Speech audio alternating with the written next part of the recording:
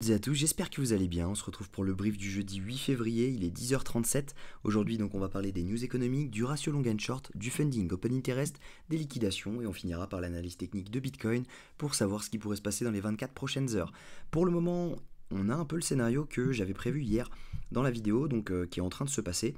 Tac, je vais juste déplacer ça. On voit, hein, j'avais prévu un pump qui arrive exactement ici. Bon, on a mis un peu plus de temps, mais pour le moment, on est exactement à la zone dont je vous avais parlé. Donc maintenant, on va regarder un peu les datas pour tout simplement savoir si ce scénario est toujours viable ou si on peut aller un peu plus haut.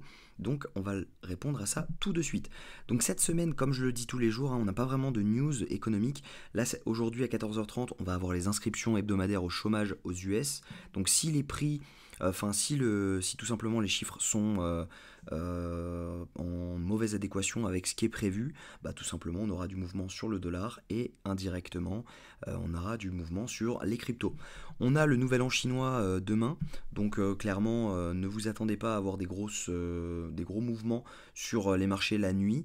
On n'a pas de news économique aux US, donc en vrai, on devrait ne pas avoir d'énormes mouvements sauf news impromptues.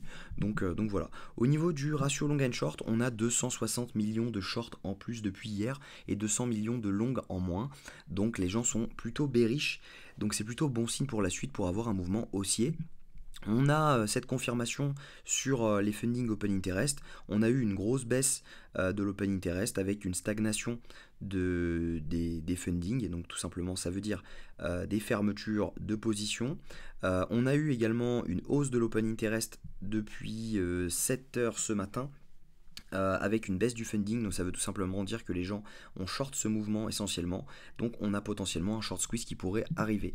Au niveau des liquidations, bah, si on regarde sur 3 jours, elles sont vraiment en bas, donc on n'est pas loin d'un top pour moi, mais voilà, maintenant à court terme, on peut toujours continuer à push un peu à la hausse et venir chercher potentiellement, alors là je suis sur Ether, autant pour moi, hop, je vais mettre BTC, hop là, voilà, on a un peu la même chose. On pourrait push au 45-160. Donc c'est à peu près la zone que je vous donnais sur ce graphe. Tac, donc les 45-160, ça nous ferait cette zone-ci. Et c'est exactement la zone orange dont je vous parlais. Donc on n'est pas à l'abri pour moi de faire une dernière hausse avant de revenir chercher tout simplement les plus bas. Parce que si je me regarde sur 3 jours, on avait les chiffres sur Ether, mais c'est à peu près la même chose sur Bitcoin, hein.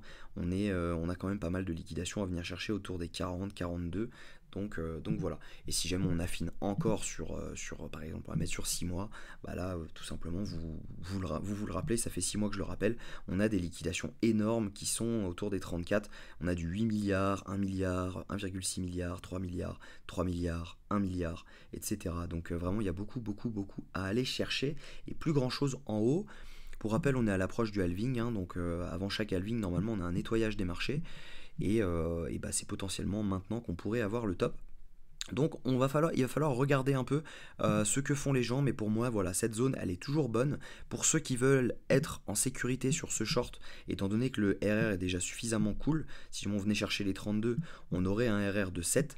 Donc voilà, pour être en sécurité, il vaudrait mieux le mettre au-dessus, donc autour des 49-100, ça fait un RR de 3, mais voilà, moi je vais rester sur ce RR et je re-rentrerai si besoin.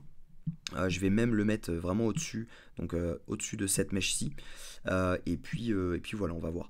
Donc je ne suis pas encore rentré en short. J'avais dit que j'allais DCA ma pause, mais je ne suis pas encore rentré étant donné que je pense on va venir chercher cette zone-là. Ça ferait la zone des 0,618 de tout le mouvement baissier, sachant que on a eu ce choche, donc ce changement de tendance, ok, qui est écrit en jaune. Donc ça veut tout simplement dire, avec une clôture, ça veut tout simplement dire que la tendance est baissière à moyen terme, à court terme elle est haussière, et à long terme elle est haussière. Donc ça veut tout simplement dire qu'on n'est pas à l'abri de faire quelque chose comme cela. Donc tout simplement, j'ai dit à très court terme on est haussier, donc on vient chercher ça. À moyen terme on est baissier, donc on vient chercher ça. Et à très long terme on est très haussier, donc on vient chercher des beaucoup plus hauts. Ok. Donc voilà, c'est tout pour aujourd'hui. J'espère que cette vidéo vous a plu. Si c'est le cas, je vous invite à liker, commenter et vous abonner. On se retrouve demain autour de la même heure. Et je vous souhaite une très bonne journée. Prenez soin de vous.